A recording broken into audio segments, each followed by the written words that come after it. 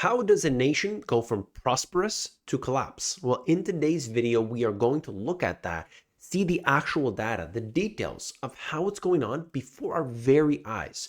You came here for the truth, so let me unveil that for you. It's important that we pay attention to this so that we have our eyes on the prize. We can actually define what has happened over the last while. It's very clear, but we are losing the battle.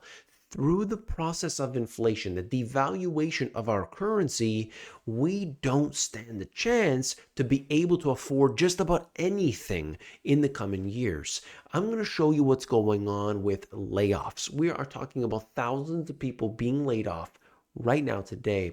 And imagine what's coming in the future. We will, of course, look at the dynamics that are going to impact you, potentially your job, and of course, your livelihood. So pay attention. Let's begin. So we've got layoffs. I'm going to go through this really quickly. There's several, but you could see big banks are quietly cutting thousands of employees and more layoffs are coming. You could see that US banks, 20,000 positions so far this year. This is the financial industry, but of course you look at the tech jobs, hundreds of thousands have been laid off. So it isn't just one industry. Credit Suisse readies more job cuts. You look at this, Scotiabank in Canada cutting 2,700 people. KPMG to lay off about 6% of the advisory staff in the UK. I'm just trying to show you it's all over the world, right? US Bank closed 3,000 branches last year.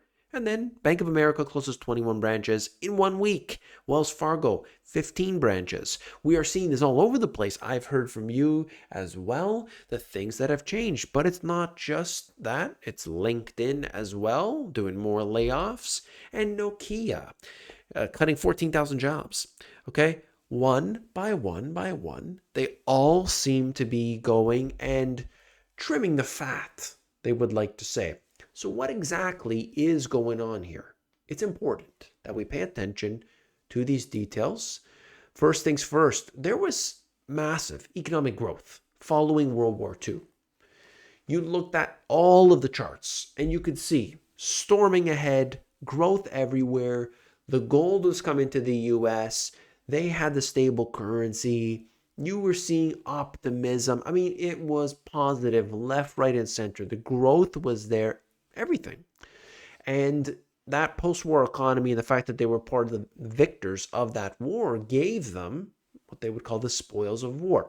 That's great. So you look at that and you have to use that as a comparison to what we see today, the never-ending wars.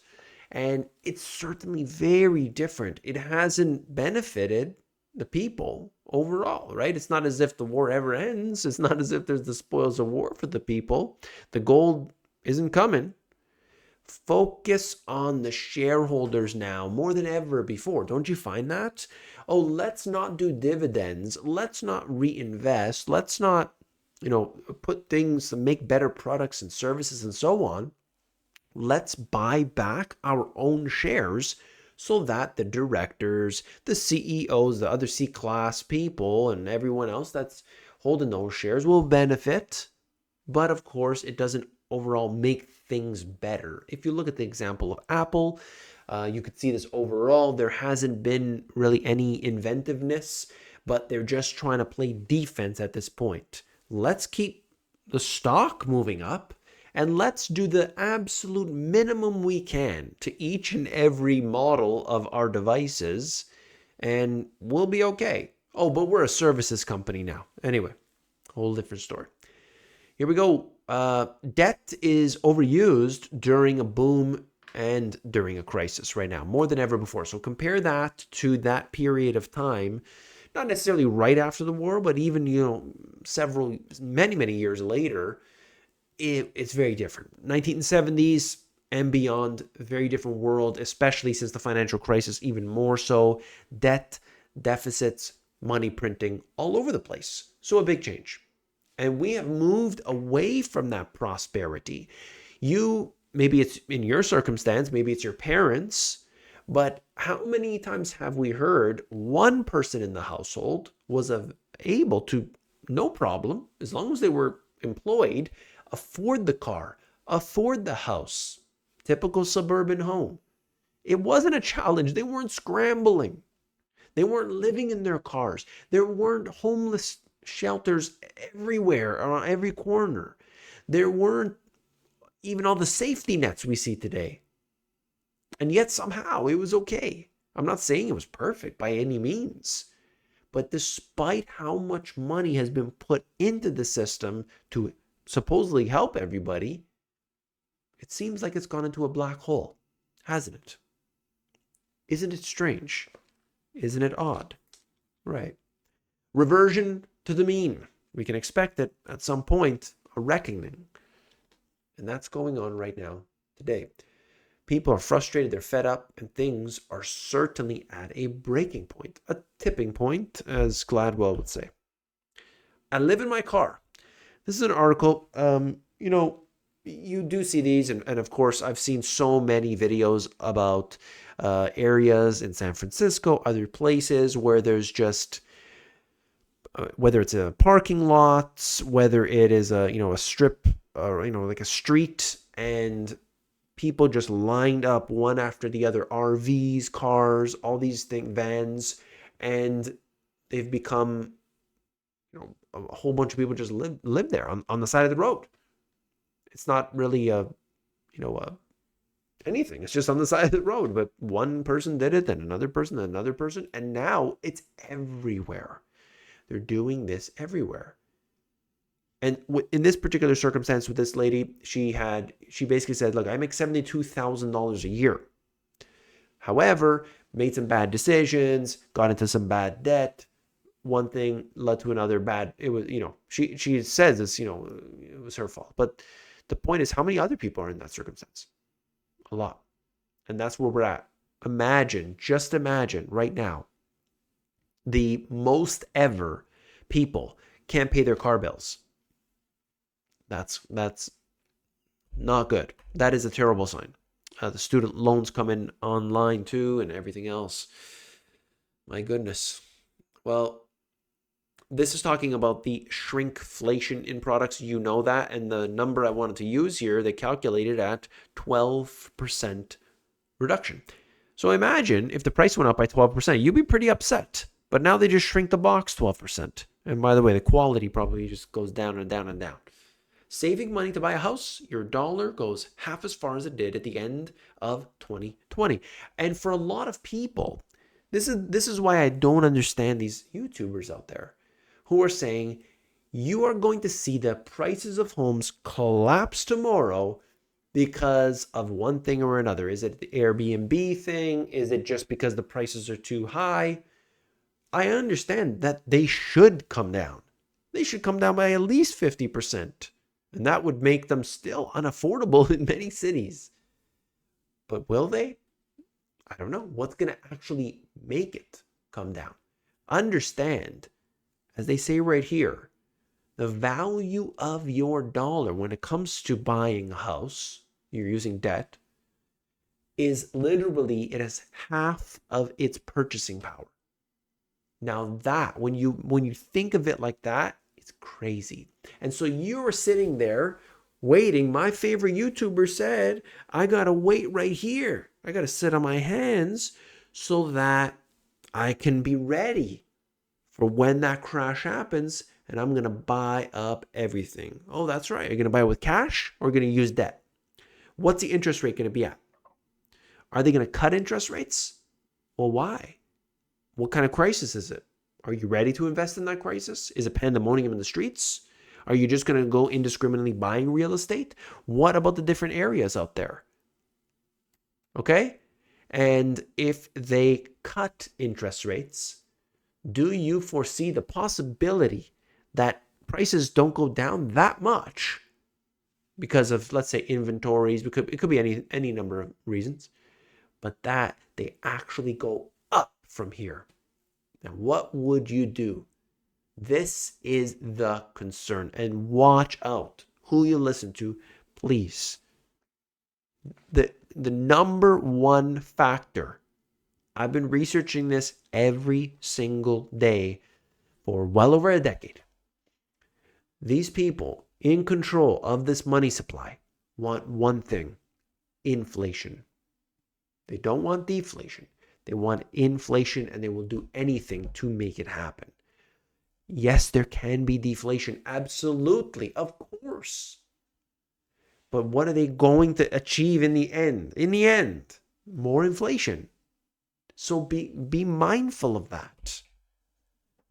Inflation is following an eerily similar path as the one taken in 1966 to 1982. Look at this chart down here. You could see it. So that orange line there, that's where we're at. Oh yeah, CPI is coming down. Oh, well, we saw that before. And then what happened? It goes up even higher because you get complacent. Things get hot. Maybe there's a war. Maybe, who knows? Oil shocks. We're kind of dealing with that right now, aren't we? And you could have a resurgence.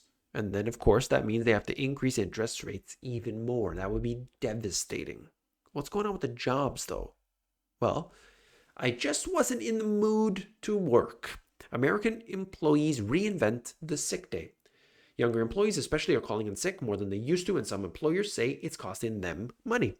And so there's a big back and forth about this. All I have to say is the employers are actively trying to either outsource or they're trying to get rid of the human capital, human resources, right? They're doing that. They're trying.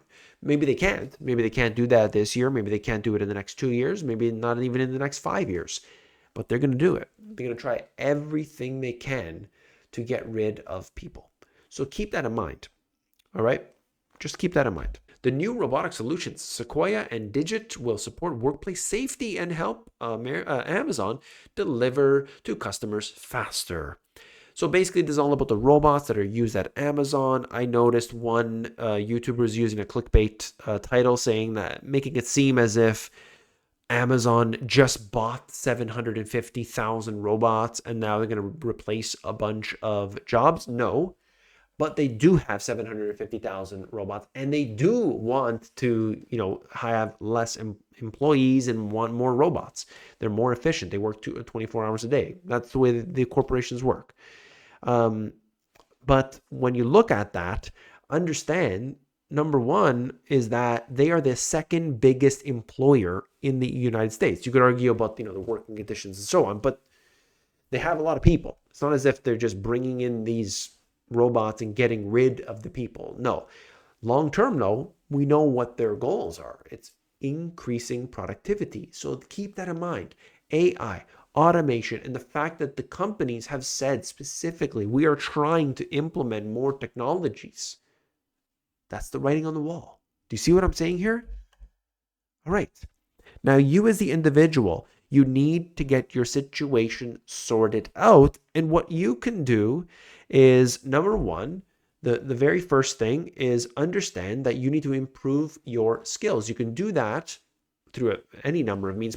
Don't just watch regular, your standard random YouTube videos. You go down the rabbit hole. No, if you want a specific skill, there are courses for that. A lot of the courses just make the course creator money. That's the purpose of the course. If you take one of those guys, they have those, options trading courses. You will not be good at options trading. Okay. If you take their course, you will not be good at options trading. That's a matter of fact.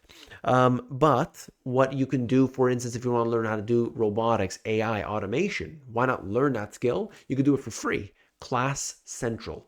Go to a search engine, type in Class Central, and you will get that and actually learn that skill. You can add that stuff. It's like from MIT, Stanford, all of these places. Okay, learn skills. For me, I believe it's all about business and e-commerce, but that's a whole separate issue. Produce passive income. And so that's important because while you're working your 9 to 5, you're still bringing in money. Even if it's a little bit at a time, you're bringing in money. That's key. That is so important. What if you lose your primary? You still got something. What if you get injured? What if it's a health issue? What if it's a family member? You can't have this anymore. At least you got this. People they just refuse to believe it until it's their time. I've seen it happen. I've seen it happen 100 times. Okay? You, the individual, if you want somebody to go and actually help you, and you want somebody to go look at your financial landscape and just basically say, hey, what's going on out here? Well, there's the company that I partnered with. It's called Money Pickle. You can go to my website, themoneygps.com. It's linked in the description. You go over to Money Pickle. You click that link. It brings you over to this page right here. It says schedule your free video chat. It's your CFP, fiduciary. These people will be able to assist you. And that's why I partnered with them. And so I think it's important that people will get a handle on this regardless of what you do. If you go with them, it supports me. I appreciate that as well. So check them out. It's free. It doesn't hurt. It's 45 minutes for free, and it cannot be a sales pitch, and I have not received any negative feedback yet. So for all those interested, check out the link in the description. And the comment of the day: we are literally in a financial crisis right now. It's the beginning. Interest rates will either crash the economy or rates will be cut, which will sacrifice the value of the dollar. I want to thank you very much for that comment and all your comments. What do you think is the direction of interest rates? Will it go higher, or are we actually going to go lower all the way even into the negative? I want to know what you think. Let me know. Let's have that discussion. I'll see you tomorrow. Take care.